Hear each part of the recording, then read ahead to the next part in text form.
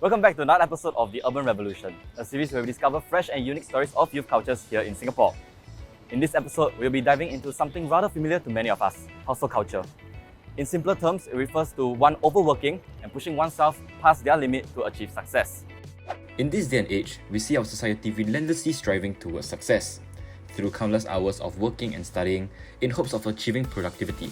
However, many youths avoid seeking help when they are trapped in this culture, as they feel that it makes them seem incompetent and vulnerable.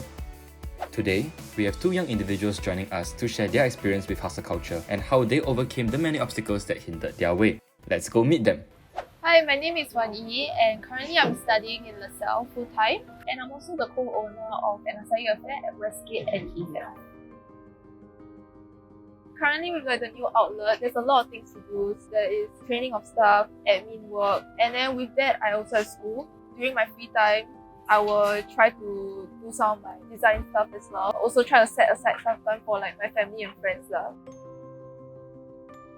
I guess I'm part of the hustle culture. We all grew up with tiger parents, and they will constantly push us to do better than we already do. Being somewhat younger, especially when I first started out, back in 2018, my co-workers were definitely much older than me and they wouldn't take me seriously. And during COVID, there was an influx of orders. None of us actually experienced that kind of busyness before, so we were all very stressed out. You kind of learn from your experience, learn from your mistakes. I really approach my friends and families a lot because they really helped me through this tough period of time. So it really took a toll on my mental health. I remember there was this one instance, I started crying in the MRT. And if it wasn't for my friend, I think I would have given up immediately. I grew from this experience, and I think those are some life experiences that I cannot buy from school, but instead from the experiences that I've learned through all of these. I do believe that leads you to your goals. It might not be the fastest way, but it's the only way to me. Hi, my name is Kai Ting. I'm 19 years old this year and I'm currently going to be a year 1 student at a local university.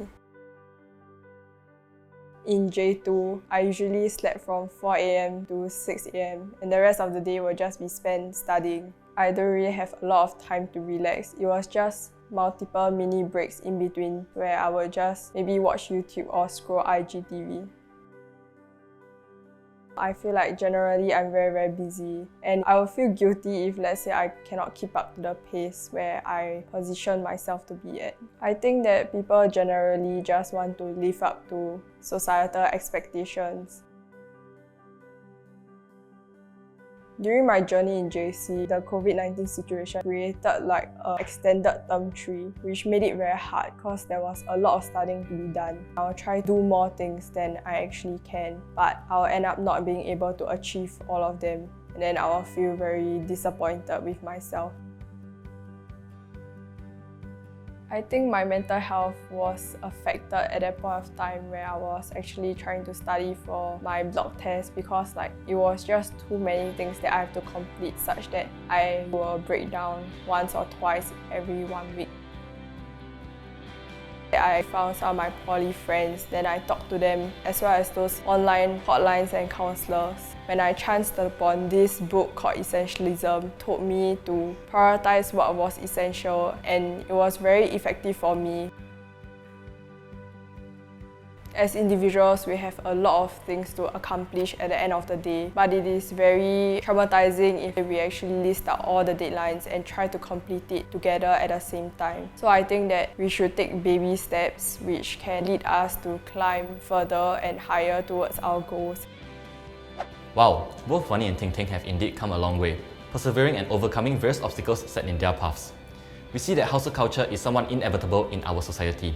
But what are some steps we can take in consideration to curb its negative effects? Let's turn to a professional and hear what she has to say. Hi, my name is Xander and I am the Principal Counsellor and founder of One Empty Chair.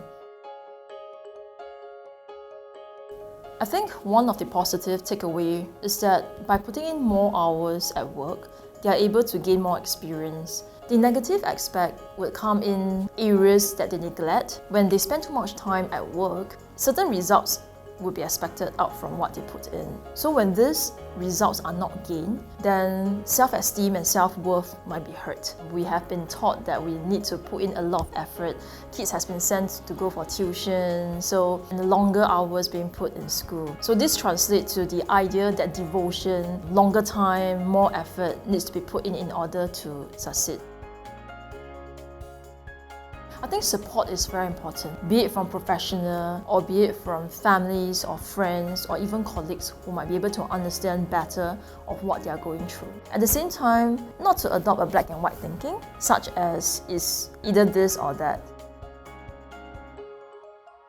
I think taking one step at a time is a very useful tool when we talk about conquering either fears or working towards goals or managing life stressor. It could just be as simple as being able to breathe each day, especially for someone who is struggling with very negative emotions. And it could also apply for people who are doing very well in their studies, but at the same time, as they inch closer to success or their goals, they can take one step at a time to move towards it slowly.